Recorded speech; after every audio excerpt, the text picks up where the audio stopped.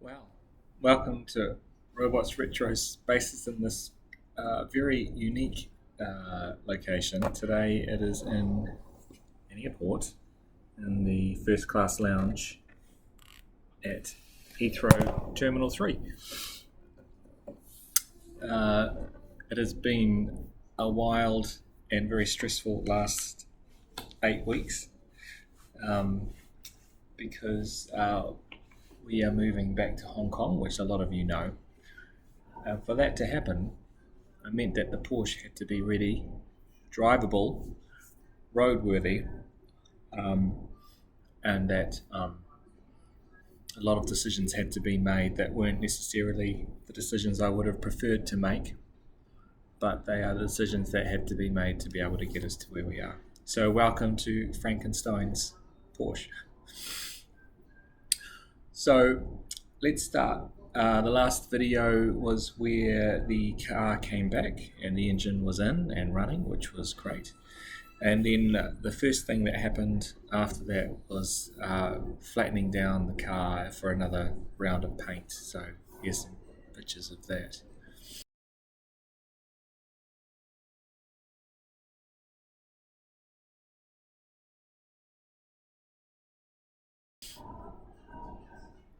After we did that, which wasn't too bad actually, um, then we got into putting the car back together. I drove it back to it came back to my place, and I started putting on the front bumpers and the rear bumpers and the trims, and it's turned out quite well. It started to really look like a car again. In between that time, the chroming came back, so all the new chromes and stuff, and they look really, really good. Here's some photos of what they look like before.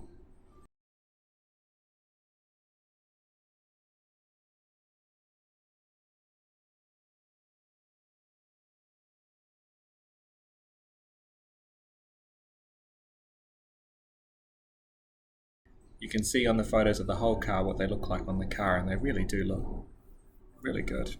Really, it was expensive. It was 700, 650, no, £700. So it was not cheap to get all that chroming done, but we got it done in the end. Now, putting the car back together was not as straightforward as one would think, as one would expect, actually. We had issues with the wiper motor. At some point, because the wipers were off, the spindles had slipped down, and somehow, just by accident, the wiper motor had been flicked on and couldn't move. So the wiper motor was fried, but not too fried. So it still worked, but but it doesn't return to park, and the intermittent doesn't work. But you know what? It still works. So you just have to flick it on and off at the right time. So here's some photos of that.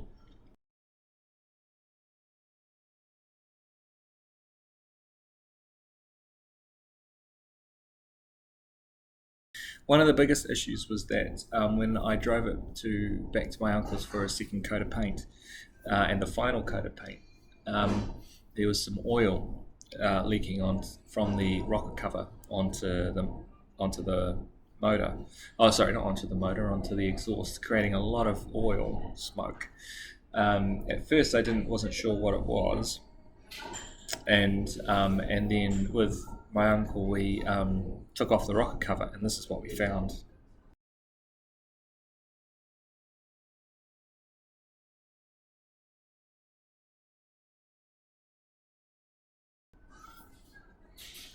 This is significant.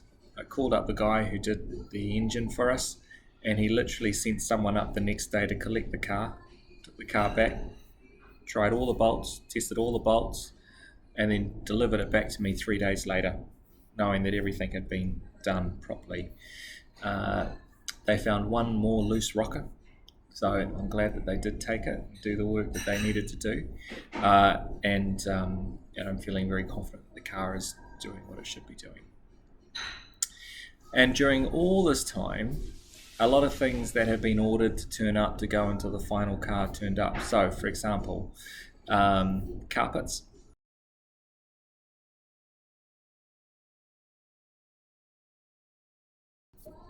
The colour of the carpets is cork. The original colour that would have come would have been cinnamon, but cinnamon isn't produced anymore. So I went with cork, and I think they're going to go very nice with the seats. And then after that, or about the same time as that, I did a final buying trip for parts to the Netherlands, and here's some photos of that.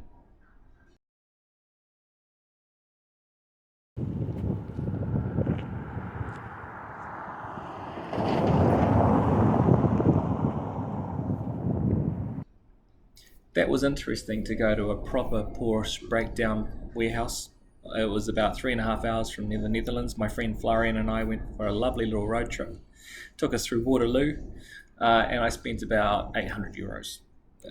But I had every part, including the cold start system, extra door pockets, and a number of other bits and pieces that would have been very difficult to find, and they were cheaper getting them secondhand and genuine, which is quite nice.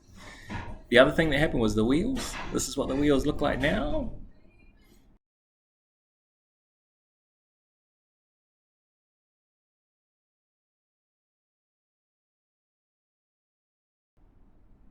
I love these wheels. This dull silver is the colour that they came in, or very close to it, so I'm very, very happy with it.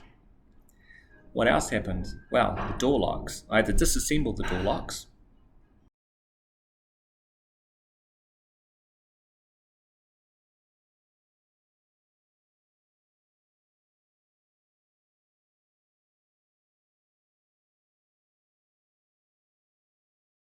And then I had to reassemble them to put them into the car. And I had to say I was very proud of my ability and my to disassemble those door locks and put them back in. I was very, very proud of that. One of the other big things that happened to be able to make the car roadworthy was the steering and the shocks. So here's some shots of the steering and the shocks during and before and after. Okay, so the car is back in the garage, and we are now looking at just making sure that the front end is good enough to take it out for a spin. So just reviewing the suspension and the brakes. After discussing it with my uncle, we've only decided to make sure that we only do what needs to be done, because after all it is an ongoing project. So with that in mind, there's two things to think about down here. One is the suspension and the other is the brakes. So from a brakes perspective, the calipers are working fine. There's plenty of meat on the discs, there's plenty of meat on the pads. There's no need to worry about that there. From a brake lines perspective, there is just the one flexible pipe that needs to be changed, but we'll change them on both sides. It's starting to get a bit cracked, so we'll buy a couple of those and replace those. Other than that, we'll leave the brakes as they are for a proper overhaul one day in the future. That brings us to the suspension. So the suspension, you've got all of the wishbone, and then you've also got obviously the steering rack, and then you've got the shocks. So the decision is to replace the inserts in the shocks, to rust kill the exterior strut and paint it green, and to replace the tie rod ends. We'll leave the insides for another day. We'll leave the wishbones for another day, because even though I can see the rubbers are a bit old, they're not cracking, though they're not far away, but they can be saved to another day. But we will change the sway bar bushels, because they are in a pretty bad way. So, and then while the sway bar's out, we'll give that a rust kill and spray paint. So all in all, that's what we expect to do down here. And once that's done, I think the car would be fine to take it out for a short spin without worrying about the front end. So there we go. Very happy with how that all turned out. Some pretty tricky bits, especially the lower ball joint on the right hand side of the car. That took a lot of getting off, but otherwise not too bad. I do have to invest in a club hammer though, because none of this would have come off without a club hammer. So I do need to buy one of those when I eventually come back. Now the other thing that happened was the lights. So lights, new right-hand drive lights, £80 a piece. So I just took the old left-hand drive lights, recoated the chrome on the inside of the lights, put it all back together, put it back in the car, and I don't expect to drive at night.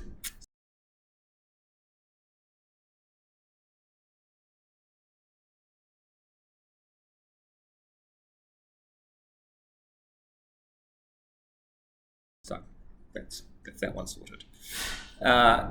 And also, just in terms of lights in general, and here's some shots of the light, here's some videos of the lights and the lighting banks being put back together.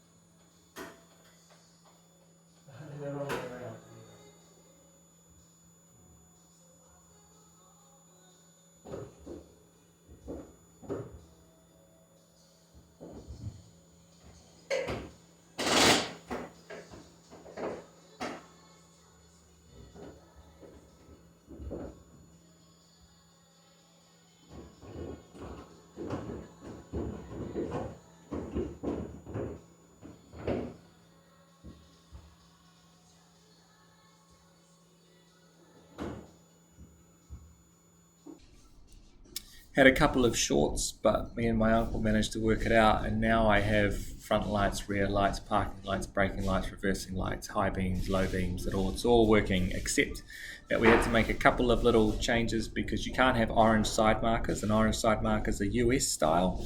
So I've got orange side markers at the front, and I've got only the white lights at the back. So it's worked. So as long as there's not too much driving at night, should be all right for the medium term. Now, one of the biggest issues with the car, and this is why it's called Frankenstein's Porsche, is everything that's wrong with it. Because of the rush to get it done, I had to do a lot of things that I wouldn't have done if I had had my time. A lot of things were put back together without the reconditioning the nuts or the screws or anything like that, and it was a real source of pain for me, as this video shows. And now she looks alright, but all I can see is what's wrong with it. It's been such a hurry, there's so many things done here that aren't at the level that I wanted them done. But I'm going to show you.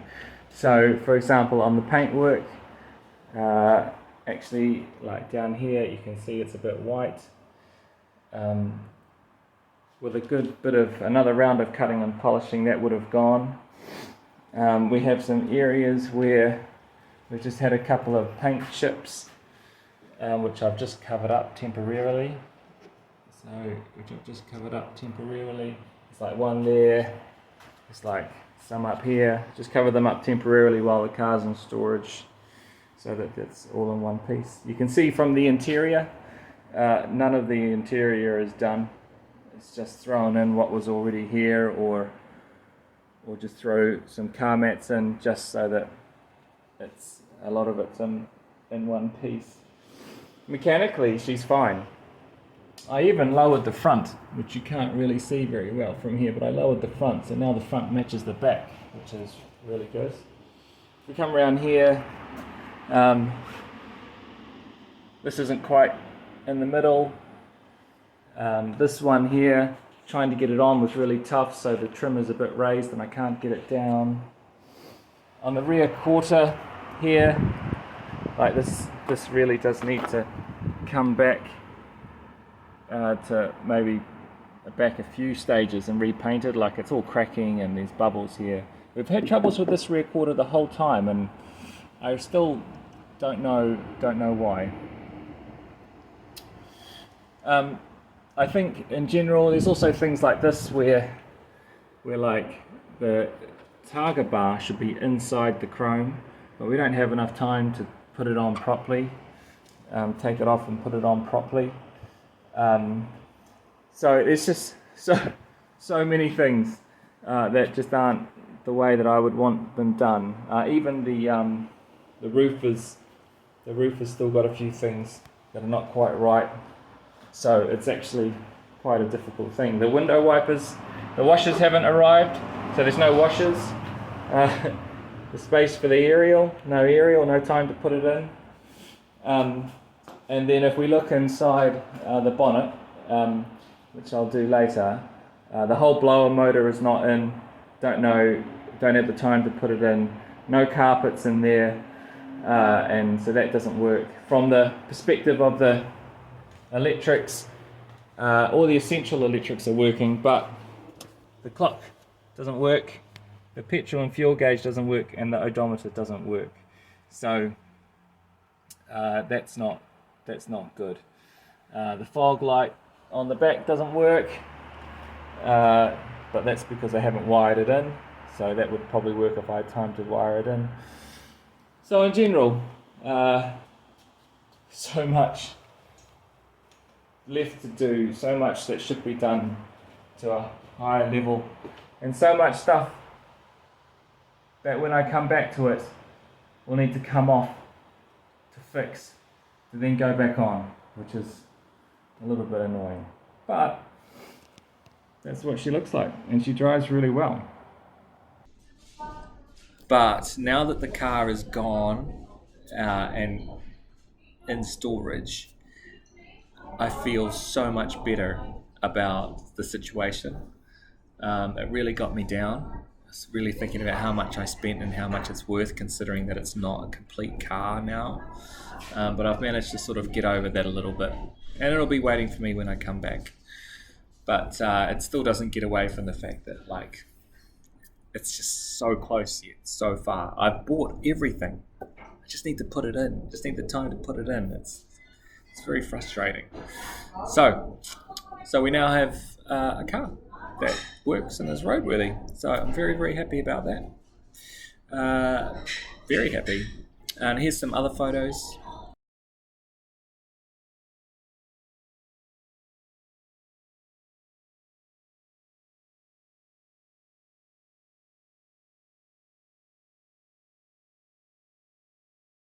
Here we have the external oil cooler, which I had mounted when I had the car done, had the engine done. The best 8-hour drive and £100 spent, because when I took it for a spin the other day, when I say a spin, I drove it around the block just to make sure it was working. It worked. It actually worked. The regulator worked properly, and it started to heat up, which is brilliant. There's some photos here. So, for 400 quid for a regulator, 100 for a pipe, 100 for the 400 for the regulator, 400 for one pipe, 400 for another pipe, plus the trombone oil cooler. That was the best 100 and 220 pounds plus 8-hour drive I've probably spent on the car. Otherwise, one more video, and that'll be the end of the car videos for a little while we're in Hong Kong.